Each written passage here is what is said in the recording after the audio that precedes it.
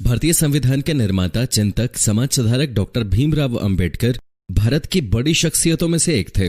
मध्य प्रदेश के मऊ में 14 अप्रैल 1891 को भीमराव अंबेडकर का जन्म हुआ।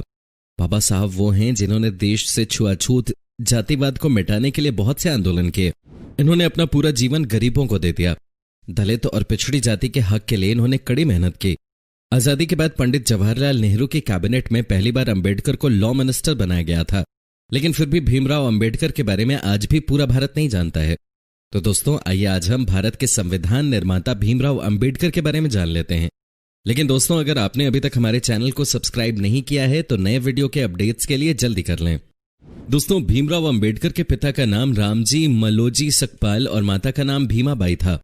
अपने परिवार में वो सबसे छोटे और अपने माता पिता की 14वीं और आखिर संतान थे। उनके पिता इंडियन आर्मी में सूबेदार थे और उनकी पोस्टिंग इंदौर के पास मऊ में थी। 1894 में पिता के रिटायरमेंट के बाद उनका पूरा परिवार महाराष्ट्र के सतारा में शिफ्ट हो गया। कुछ ही दिनों के बाद उनकी मां चल बसी, जिसके बाद उनके पिता ने दूसरी शादी कर ली और बॉम्बे शिफ्ट हो गए, जिसके बाद अंबेडकर की पढ़ाई बॉम्बे में हुई। 15 साल की उम्र में उनकी शादी 9 साल की रमाबाई से हो गई। इसके बाद 1908 में उन्होंने 12वीं की परीक्षा पास की। छुआछूत के बारे में अंबेडकर ने बचपन से देखा था। वे हिंदू मेहर कास्ट के थे, जिन्हें नीचा समझा जाता था और ऊंची कास्ट के लोग इन्हें छूना भी पाप समझते थे। इस वजह से अंबेडकर समाज में कई जगह भेदभाव का शिकार हुए। इस भेदभाव और निरादर का शिकार अंबेडकर को आर्मी स्कूल में भी होना पड़ा, जहां उनकी कास्ट के बच्चों को क्लास के अंदर बैठने तक नहीं दिया जाता था। टीचर उन पर ध्यान तक नहीं देते थे, यहां तक कि उनको पानी भी नहीं छूने दिया जाता था। स्कूल का चपरासी उनको ऊपर से डालकर पानी देता था। जिस दिन चपरासी नहीं आता था उस दिन उन लोगों को पानी तक नहीं मिलता था। स्कूल की पढ़ाई पूरी करने के बाद अंबेडकर को आगे की पढ़ाई के लिए बॉम्बे के एल्फिनस्टोन कॉलेज जाने का मौका मिला। पढ़ाई में वो बहुत अच्छे व तेज दिमाग के थे। उन्होंने सारे एग्जाम अच्छे से पास करे थे, इसलिए उन्हें बड़ौदा के गायकवाड़ के राजा सयाजी से 25 रुपए की स्कॉलरशिप हर महीने मिलने लगी।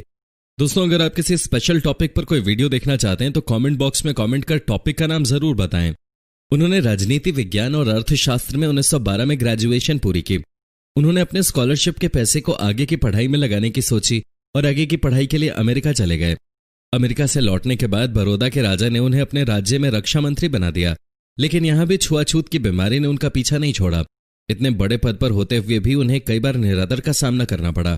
बॉम्बे गवर्नर की मदद से वे बॉम्बे के syndrome college of commerce and economics में राजनीतिक अर्थशास्त्र के प्रोफेसर बन गए। अंबेडकर आगे और पढ़ना चाहते थे, इसलिए वे एक बार फिर भारत से बाहर इंग्लैंड चले गए। इस बार उन्होंने अपने खर्चे का भार खुद उठाया। यहां लंदन यूनिवर्सिटी ने उन्हें डीएससी के अवार्ड से सम्मानित किया। अंबेडकर ने कुछ समय जर्मनी की बोन यूनिवर्सिटी में गुजारा। यहां उन्होंने इकोनॉमिक्स की पढ़ाई की। 8 जून 1927 को कोलंबिया यूनिवर्सिटी में उन्हें डॉक्टरेट की बड़ी उपाधि से सम्मानित किया गया। अंबेडकर की पत्नी रामाबाई की लंबी बीमारी के कारण 1935 में मौत हो गई थी। 1940 में भारतीय संविधान का ड्राफ्ट पूरा करने के बाद उन्हें बहुत सारी बीमारियों ने घेर लिया। उन्हें रात को नींद नहीं आती थी, पैरों में दर्द बढ़ गया था और डायबिटीज भी बढ़ गई थी, जिस वजह से उन्हें इंसुलिन लेना पड़ता था। इलाज के लिए वे बॉम्बे गए, जहां उनकी मुलाकात एक ब्राह्मण डॉक्टर शारदा कबीर से हुई। डॉक्टर के रूप में उन्हें एक नया जीवन साथी मिल गया। उन्होंने दूसरी शादी 15 अप्रैल 1948 को दिल्ली में की। 1954-55 के समय अंबेडकर की सेहत काफी खराब रहने लगी थी। उन्हें डायबिटीज, आंखों में धुंधलापन और कई तरह की दूसरी बीमारियों ने घेर लिया था। 6 दिसंबर 1956 को अपने घर दिल्ली में उन्होंने अंतिम सांस ली। उन्होंने अपने जीवन में बौद्ध धर्म को मान लिया था, इसलिए उनका अंतिम संस्कार बौद्ध धर्म की रीति के मुताबिक ही हुआ।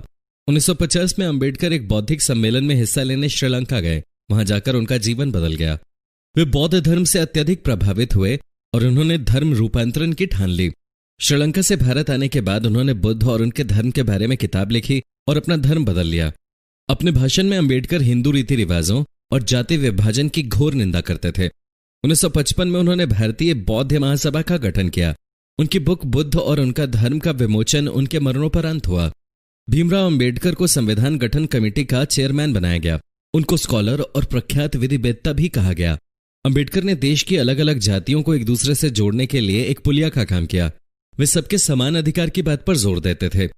अंबेडकर के मुताबिक अगर देश की अलग अलग जाति एक दूसरे से अपनी लड़ाई खत्म नहीं करेंगी तो देश एकजुट कभी नहीं हो सकता। 1936 में अंबेडकर ने स्वतंत्र मजदूर पार्टी का गठन किया था।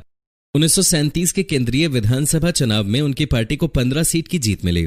अंबेडकर ने अपनी इस पार्टी को all India schedule caste party में बदल दिया। इस पार्टी के साथ वो 1946 में चुनाव में खड़े हुए, लेकिन उनकी इस पार्टी का चुनाव में बहुत ही खराब प्रदर्शन रहा।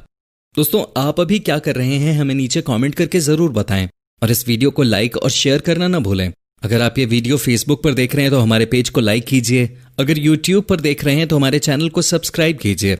इसके अलावा और मजेदार जानकारियों के लिए आपको हमसे जुड़ना होगा। इसके लिए नीचे डिस्क्रिप्शन में दिए लिंक पर क्लिक कीजिए।